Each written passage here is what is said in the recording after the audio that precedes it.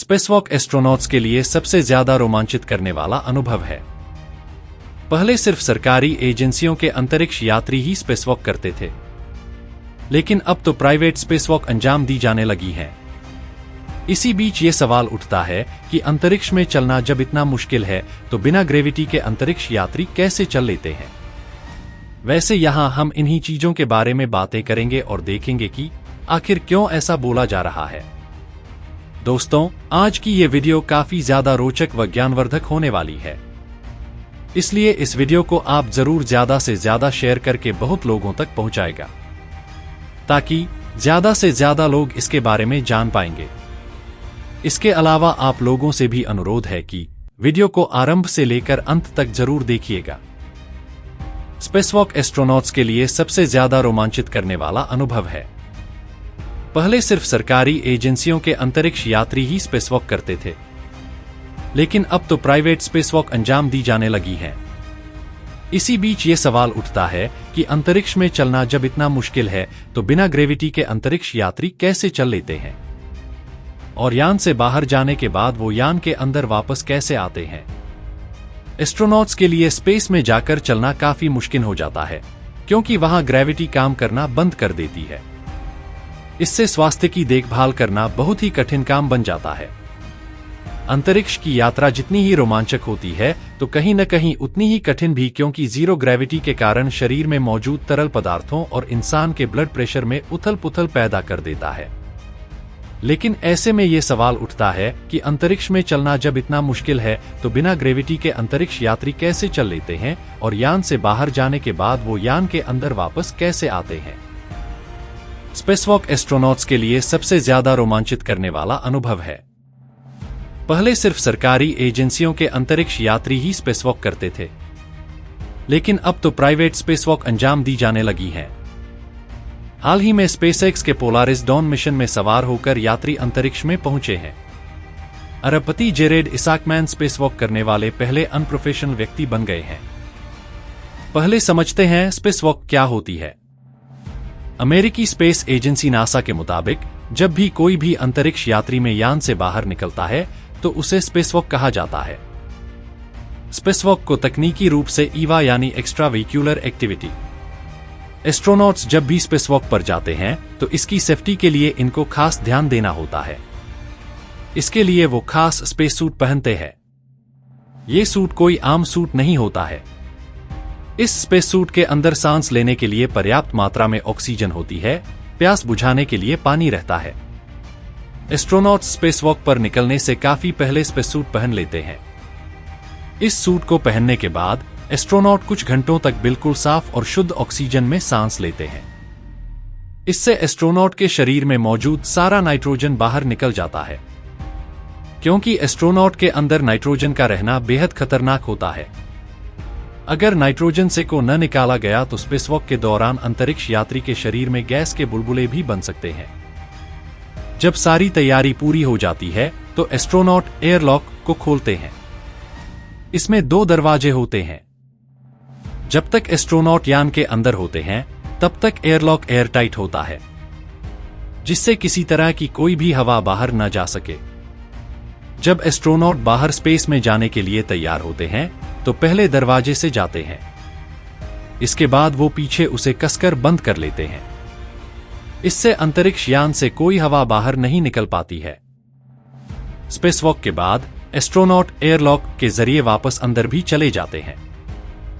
Spacewalk करते समय अंतरिक्ष सेफ्टी टेडर के जरिए स्पेसक्राफ्ट से भी जुड़े रहते हैं। सबसे ज्यादा स्पेसवॉक करने का रिकॉर्ड रूस के अंतरिक्ष यात्री अनातोली सोलोवेव के नाम दर्ज है। वो 1-2 नहीं बल्कि 16 बार स्पेसवॉक कर चुके हैं। इन्होंने अंतरिक्ष में 82 घंटे से ज्यादा समय तक स्पेसवॉक किया है। इसके साथ ही नासा के 4 अंतरिक्ष यात्रियों ने भी 10 से 10 स्पेसवॉक किए हैं। इनका नाम माइकल लोपेज एलेग्रिया, बॉब बेहनकेन, पैगी व्हिटसन और क्रिस कैसिडी हैं। इन चारों में से माइकल ने सबसे ज्यादा समय तक स्पेसवॉक किया है। माइकल का कुल समय 67 घंटे से ज्यादा है। हाल ही में स्पेस को लेकर एक नए शोध की रिपोर्ट आई थी। इसमें कहा गया था कि अंतरिक्ष में जीरो ग्रेविटी के कारण स्वास्थ्य का ख्याल रखना काफी जरूरी होता है। अगर किसी यात्री को अंतरिक्ष उड़ान के दौरान हार्ट अटैक पड़ जाए तो उसे ठोस और कड़ी जमीन के बिना सीपीआर देना भी नामुमकिन हो जाता, क्योंकि धरती पर सीपीआर फर्श पर लिटाकर दिया जाता है। ऐसे में बचना काफी मुश्किल हो जाता है। 12 सितंबर 2024 को मानव इतिहास में पहली बार 737 किलोमीटर की ऊंचाई पर स्पेसवॉक हुई, वो भी 2 आम इंसानों द्वारा जो एस्ट्रोनॉट नहीं थे। क्या ऐसे कोई आम इंसान स्पेसवॉक कर सकता है? उसके लिए कितनी कीमत देनी होती है? किस तरह की ट्रेनिंग करनी होती है? कौन ले जाता है ऐसी खतरनाक लेकिन रोमांचक यात्राओं पर? 2 आम इंसान, एक अरबपति और दूसरा इंजीनियर, दोनों ने 12 सितंबर 2024 को स्पेसएक्स के पोलरिस डॉन मिशन के जरिए अंतरिक्ष में स्पेसवॉक की। ड्रैगन कैप्सूल से 737 किलोमीटर ऊपर बाहर निकले, धरती को हाय हेलो बोला। इन दोनों का नाम है जारेड आइजैकमैन और Sarah Gillis. Jared Isaacman electronic payment company 4.in के संस्थापक है, जबकि सारा स्पेसएक्स में इंजीनियर। जारेड ने ही इस मिशन का सारा खर्चा दिया, यात्रा पूरी की, अंतरिक्ष में स्पेसवॉक किया। जारेड ने कहा कि हमें घर आकर बहुत सारा काम करना है, लेकिन जहां मैं हूं, यहां से धरती एक खूबसूरत दुनिया दिखती है। सवाल यह है कि ये आम आदमी अंतरिक्ष में कैसे स्पेसवॉक कर सकता है? कितनी कीमत लगती है इस काम के लिए? स्पेसवॉक करने के लिए अरबों रुपए देने पड़ते हैं, क्योंकि इसमें कई चीजें शामिल होती है। लेकिन जहां तक बात रही स्पेसएक्स के ड्रैगन कैप्सूल की, तो इसकी एक सीट की कीमत करीब $55 मिलियन है, यानी 461.41 करोड़ रुपए से ज्यादा। इतने पैसे इसलिए क्योंकि आपको ट्रेनिंग दी जाती है, आपके शरीर के मुताबिक स्पेस सूट तैयार किया जाता है, भयानक स्तर की शारीरिक क्षमता विकसित कराई जाती है। कौन जा सकता है? सिर्फ वह व्यक्ति अंतरिक्ष में चहलकदमी कर सकता है जिसका चयन नासा या उसे ले जाने वाली स्पेस कंपनी करे।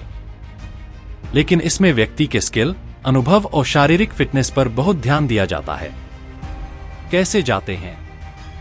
नासा या स्पेसएक्स या किसी अन्य कंपनी के स्पेसक्राफ्ट में बैठकर रॉकेट की मदद से स्पेसक्राफ्ट को अंतरिक्ष में छोड़ा जाता है। इसके बाद एस्ट्रोनॉट उससे बाहर निकलकर स्पेसवॉक करते हैं, लेकिन तार से बंधे रहते हैं। यही काम स्पेस स्टेशन पर भी होता है। ट्रेनिंग में क्या होता है? अंतरिक्ष की चरम परिस्थितियों को संभालने के लिए कठिन शारीरिक ट्रेनिंग कराई जाती है, फिजिकल कंडीशनिंग कराई जाती है, स्पेसवॉक से संबंधित तकनीकी और वैज्ञानिक प्रोसीजर का ज्ञान दिया जाता है। स्विमिंग पूल्स में स्पेसवॉक की ट्रेनिंग होती है, साथ ही वर्चुअल रियलिटी प्रोग्राम्स के तहत ट्रेनिंग होती है। इमरजेंसी ट्रेनिंग कराई जाती है ताकि अनचाही स्थिति में बचा जा सके। मिशन का ऑब्जेक्टिव समझाया जाता है। सिमुलेशन में स्पेसवॉक की प्रैक्टिस कराई जाती है। यंत्रों को जांचने का तरीका सिखाया जाता है। टीम के सदस्यों के साथ बेहतर कोऑर्डिनेशन और मिशन कंट्रोल पर काम कराया जाता है, क्योंकि स्पेसवॉक बेहद जटिल और कठिन प्रक्रिया है। इसमें साथ गई टीम के साथ कोऑर्डिनेशन जरूरी है, साथ ही फिजिकल मेंटल फिटनेस और तकनीकी नॉलेज। तो दोस्तों, अगली वीडियो में फिर मिलते हैं कुछ और इंटरेस्टिंग फैक्ट और न्यूज के साथ। अगर आपको वीडियो पसंद आए तो लाइक, शेयर और सब्सक्राइब जरूर करें, और अगर आपको किसी और विषय के ऊपर वीडियो चाहिए तो कमेंट में जरूर बताएं। धन्यवाद।